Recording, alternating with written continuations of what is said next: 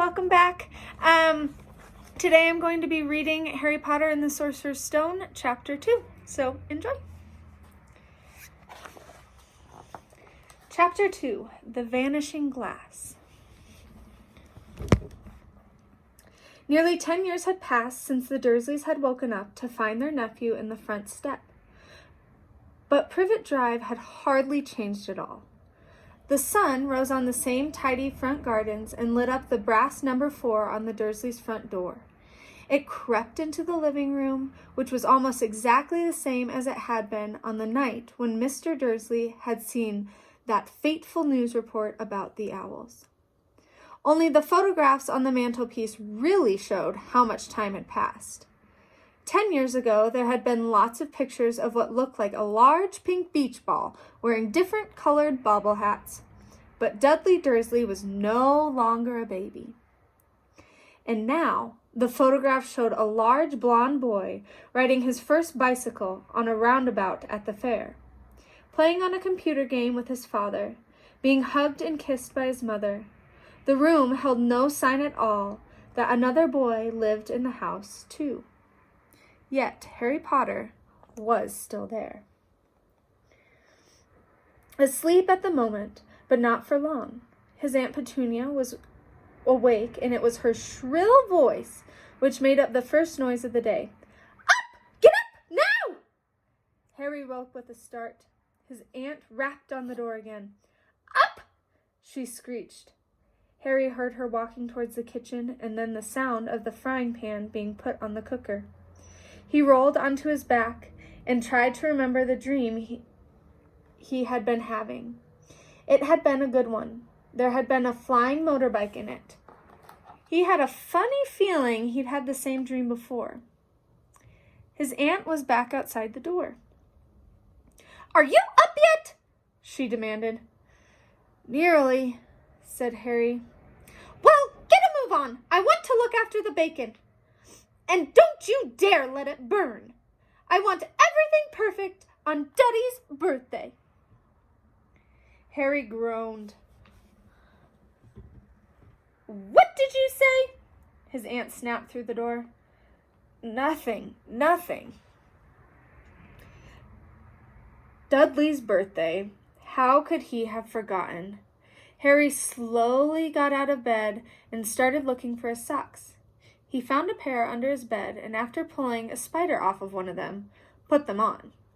Harry was used to spiders because the cupboard under the stairs was full of them, and that was where he slept. When he was dressed, he went down to the hall into the kitchen. The table was almost hidden beneath all Dudley's birthday presents. It looked as though Dudley had got the computer he wanted, not to mention the second television and the racing bike. Exactly why Dudley wanted a racing bike was a mystery to Harry, as Dudley was very fat and hated exercise. Unless, of course, it involved punching somebody. Dudley's favorite punching bag was Harry, but he couldn't often catch him. Harry didn't look it, but he was very fast. Perhaps it had something to do with living in a dark cupboard, but Harry had always been small and skinny for his age. He looked even smaller and skinnier than he really was, because all he had to wear were old clothes of Dudley's, and Dudley was about 4 times bigger than he was. Harry had a thin face, knobbly knees, black hair, and bright green eyes. He wore round glasses held together with a lot of Stella tape because of all the times Dudley had punched him on the nose. The only thing Harry liked about his own appearance was his very thin scar on his forehead, which was shaped like a bolt of lightning. He had had it as long as he could remember, and the first question he could ever remember asking Aunt Petunia was how he had got it. In the car crash when your parents died, she said. And don't ask questions. Don't ask questions. That was the first rule for a quiet life with the Dursleys. Uncle Vernon entered the kitchen as Harry was turning over the bacon. Comb your hair, he barked, by way of a morning greeting. About once a week, Uncle Vernon looked over the top of his newspaper and shouted that Harry needed a haircut. Harry must have not had more haircuts, must have more haircuts than the rest of the boys in his class put together. But it made no difference. His hair simply grew that way, all over the place.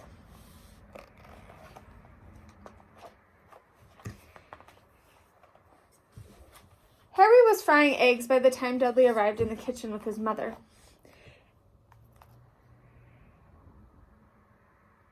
Dudley looked a lot like Uncle Vernon. He had a large pink face, not much neck, small watery blue eyes, and thick blonde hair that lay smoothly on his thick, fat head. Aunt Petunia often said that Dudley looked like a baby angel. Harry often said that Dudley looked like a pig in a wig. Harry put the plates of egg and bacon on the table, which was difficult as there wasn't much room. Dudley, meanwhile, was counting his presents. His face fell. 36, he said, looking up at his mother and father. That's 2 less than last year. Darling, you haven't counted Aunt Margie's present. See, it's under this big one for Mummy and Daddy.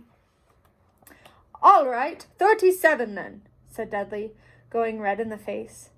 Harry, who could see a huge Dudley tantrum coming on, began wolfing down his bacon as fast as possible, in case Dudley turned the table over.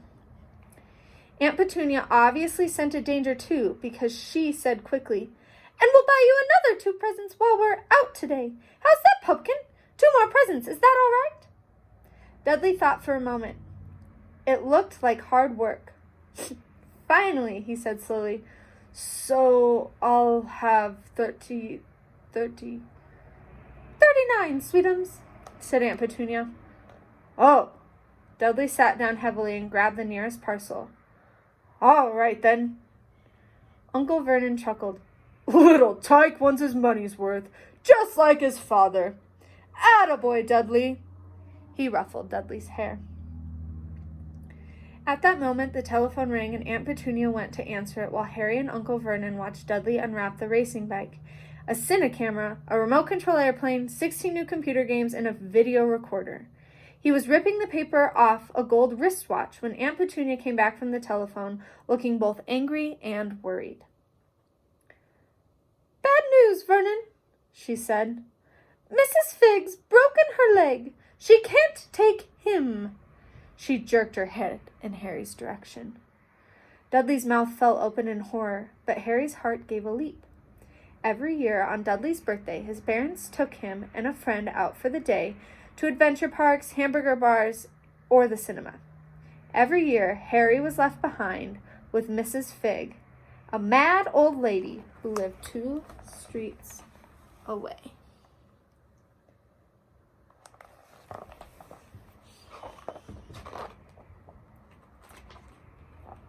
Harry hated it there. The whole house smelled like cabbage, and Mrs. Figg made him look at photographs of all the cats she'd ever owned. Now what? Said Aunt Petunia, looking furiously at Harry, as though he planned this. Harry knew he ought to feel sorry that Mrs. Figg had broken her leg, but it wasn't easy when he reminded himself it would be a whole year before he had to look at Tibbles, Snowy, Mr. Paws, and Tufty again. We could phone Marge, Uncle Vernon suggested. Don't be silly, Vernon. She hates the boy. The Dursleys often spoke about Harry like this, as though he wasn't there, or rather as though he was something very nasty that couldn't understand them, like a slug. What about what's-her-name, your friend Jovan? On holiday in Majorca, snapped Aunt Petunia. You could just leave me here, Harry put it hopefully. He'd be able to watch what he wanted on television for a change and maybe even have a go on Dudley's computer. Aunt Petunia looked as though she just swallowed a lemon. And come back to find the house in ruins? She snarled. I won't blow up the house, said Harry, but they weren't listening. I suppose we could take him to the zoo, said Aunt Petunia slowly, and leave him in the car. That That car's new. He's not sitting in it alone." Dudley began to cry loudly.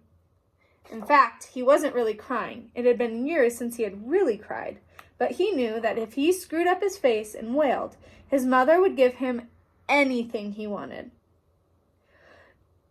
"Dinky Duddy Dums, don't cry. Mommy won't let him spoil your day," she cried, flinging her arms around him. "I don't want him to come," Dudley yelled between huge pretend sobs. "He always spoils everything." He shot Harry a nasty grin through the gap in his mother's arms. Just then, the doorbell rang. "Oh, good Lord, they're here!" said Aunt Petunia frantically. And a moment later, Dudley's best friend Piers, Polkus, walked in with his mother. Piers was a scrawny boy with a face like a rat. He was usually the one who held people's arms behind their backs, while Dudley hit them. Dudley stopped pretending to cry at once. Half an hour later, Harry, who couldn't believe his luck, was sitting in the back of the Dursleys' car with Piers and Dudley on the way to the zoo for the first time in his life. His aunt and uncle hadn't been able to think of anything else to do with him, but before they'd left, Uncle Vernon had taken Harry aside. "I'm warning you," he said, putting his large purple face right up close to Harry's. "I'm warning you now, boy. Any funny business, anything at all, and you'll be in that cupboard from now until Christmas." "I'm not going to do anything," said Harry. "Honestly." But Uncle Vernon didn't believe him. No one ever did. The problem was, strange things often happened around Harry, and it was just no good telling the Dursleys he didn't make them happen. Once, Aunt Petunia, tired of Harry coming back from the barber's looking as though he hadn't been at all, had taken a pair of kitchen scissors and cut his hair so short he was almost bald, except for his fringe, which she had left to hide that horrible scar. Dudley laughed himself silly at Harry, who spent a sleepless night imagining school the next day, where he was already laughed at for his baggy clothes and Stella-taped glasses. Next morning, however, he had got up to find his hair exactly as it had been before Aunt Petunia had sheared it off. He had been given a week in his cupboard for this, even though he had tried to explain that he couldn't explain how it had grown back so quickly. Another time, Aunt Petunia had been trying to force him into a revolting old jumper of Dudley's, brown with orange baubles. The harder she tried to pull it over his head, the smaller it seemed to become, until finally it might have fitted a gloved puppet, but certainly wouldn't fit Harry. Aunt Petunia decided it must have shrunk in the wash, and to his great relief, Harry wasn't punished. On the other hand, he got into terrible trouble for being found on the roof of the school kitchens. Dudley's gang had been chasing him as usual when, as much to Harry's surprise as anyone else's, there he was, sitting on the chimney. The Dursleys had received a very angry letter from Harry's headmistress telling them Harry had been climbing school buildings. But all he tried to do, as he shouted at Uncle Vernon through the locked door of his cupboard, was jump behind the big bins outside the kitchen doors.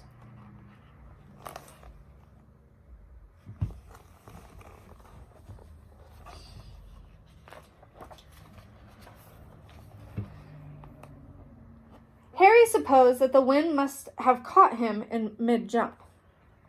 But today, nothing was going to go wrong. It was even worth being with Dudley and Piers to be spending the day somewhere it wasn't at school, his cupboard, or Mrs. Figg's cabbage-smelling living room. While he drove, Uncle Vernon complained to Aunt Petunia. He liked to complain about things. People at work, Harry, the council, Harry, the bank, and Harry were just a few of his favorite subjects. This morning, it was motorbikes. "Roaring along like maniacs, the young hoodlums," he said, as a motorbike overtook them. "I had a dream about a motorbike," said Harry, remembering suddenly. "It was flying." Uncle Vernon nearly crashed into the car in front of him. He turned right around in his seat and yelled at Harry, his face like a gigantic beetroot with a mustache. "Motorbikes don't fly!" Dudley and Pierce sniggered. "I know they don't," said Harry. "It was only a dream." But he wished he hadn't said anything. If there was one thing the Dursleys hated even more than his asking questions, it was his talking about anything acting in a way it shouldn't. No matter if it was a dream or even a cartoon, they seemed to think he might get dangerous ideas. It was a very sunny Saturday, and the zoo was crowded with families. The Dursleys brought Dudley and Piers large chocolate ice creams at the entrance, and then, because the smiling lady in the van had asked Harry what he wanted before they could hurry him away, they bought him a cheap lemon ice lolly. It wasn't bad either, Harry thought, licking it as they watched the gorilla scratching its head and looking remarkably like Dudley, except that it wasn't blonde. Harry had had the best morning he'd had in a long time. He was careful to walk a little away, apart from the Dursleys, so that Dudley and Piers, who were starting to get bored with the animals by lunchtime, wouldn't fall back on their favorite hobby of hitting him. They ate in the zoo restaurant, and when Dudley had a tantrum because his Knickerbocker glory wasn't big enough, Uncle Vernon bought him another one. And Harry was allowed to finish the first. Harry felt afterwards that he should have known it was all too good to last. After lunch, they went to the reptile house. It was cool and dark in here, with lit windows all along the walls. Behind the glass, all sorts of lizards and snakes were crawling and slithering over bits of wood and stone. Dudley and Piers wanted to see huge poisonous cobras and thick, man-crushing pythons. Dudley quickly found the largest snake in the place. It could have wrapped its body twice around Uncle Vernon's car and crushed it into a dustbin. But at that moment, it didn't look like it in the mood. In fact, it was fast asleep. Dudley stood with his nose pressed against the glass, staring at the glistening brown coils. "Make it move!" he whined at his father. Uncle Vernon tapped on the glass, but the snake didn't budge. "Do it again!" Dudley ordered. Uncle Vernon rapped the glass smartly with his knuckles, but the snake just snoozed on. "This is boring," Dudley moaned. He shuffled away. Harry moved in front of the tank and looked intently at the snake. He wouldn't have been surprised if it had died of boredom itself. No company except stupid people drumming their fingers on the glass, trying to disturb it all day. It was worse than having a cupboard as a bedroom, where the only visitor was Aunt Petunia hammering on the door to wake you up. At least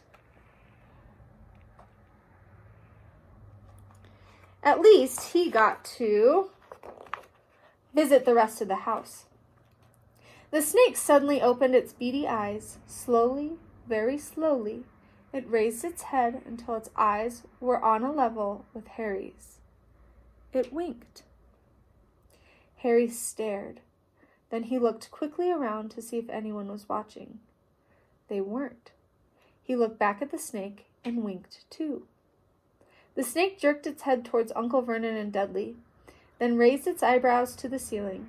It gave Harry a look that said quite plainly, "I get that all the time." "I know," Harry murmured through the glass, though he wasn't sure it was the snake could hear him. "It must be really annoying." The snake nodded its head vigorously. "Where do you come from, anyway?" Harry asked.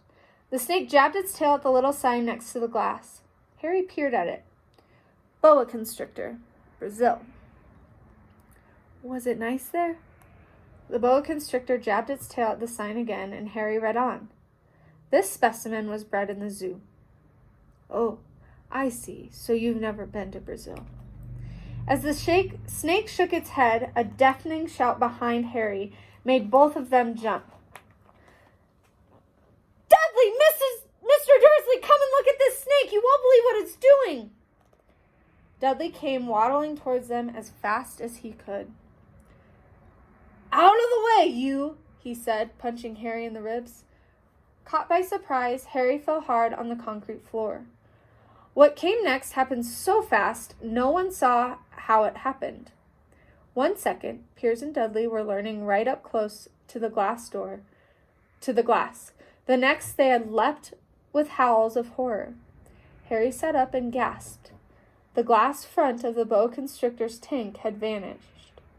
The great snake was uncoiling itself rapidly, slithering out onto the floor. People throughout the reptile house screamed and started running for the exits. As the snake slid swiftly past him, Harry could have sworn a low, hissing voice said, "Brazil, here I come. Thanks, amigo." The keeper of the reptile house was in shock. "But the glass," he kept saying. Where did the glass go?" The zoo director himself made Aunt Petunia a cup of strong, sweet tea while he apologized over and over again. Piers and Dudley could only gibber. As far as Harry had seen, the snake hadn't done anything except snap playfully at their heels as it passed. But by the time they were all back in Uncle Vernon's car, Dudley was telling them how it had nearly bitten off his leg, while Piers was swearing it had tried to squeeze him to death.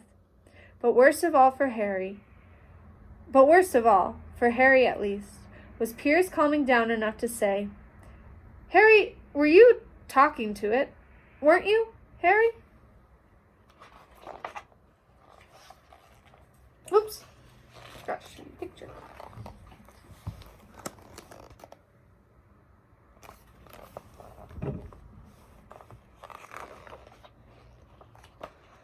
Uncle Vernon waited until Piers was safely out of the house before starting on Harry. He was so angry, he could hardly speak. He managed to say, "Go! Cupboard! Stay! No meals!" Before he collapsed into a chair, and Aunt Petunia had to run and get him a large brandy. Harry lay in his dark cupboard much later, wishing he had a watch. He didn't know what time it was, and he couldn't be sure the Dursleys were asleep yet. Until they were, he couldn't risk sneaking to the kitchen for some food. He'd lived with the Dursleys almost 10 years. 10 miserable years.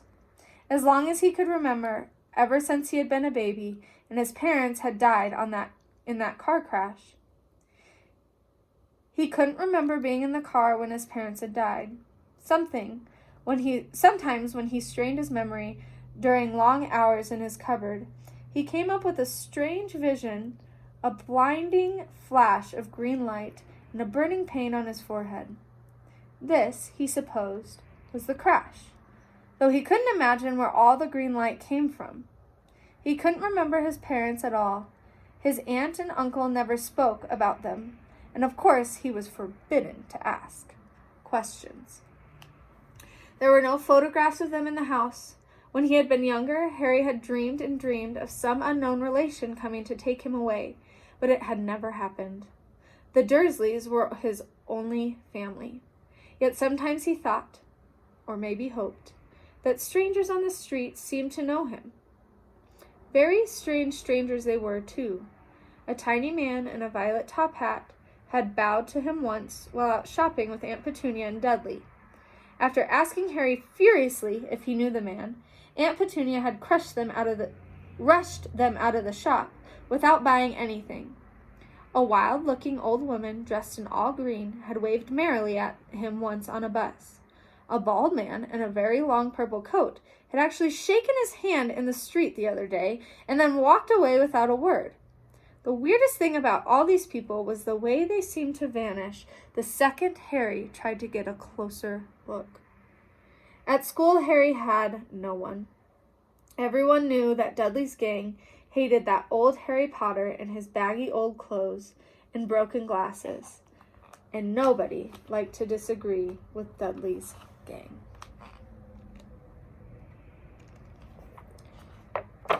And that is the end of Chapter 2. Join me tomorrow for Chapter 3. Bye!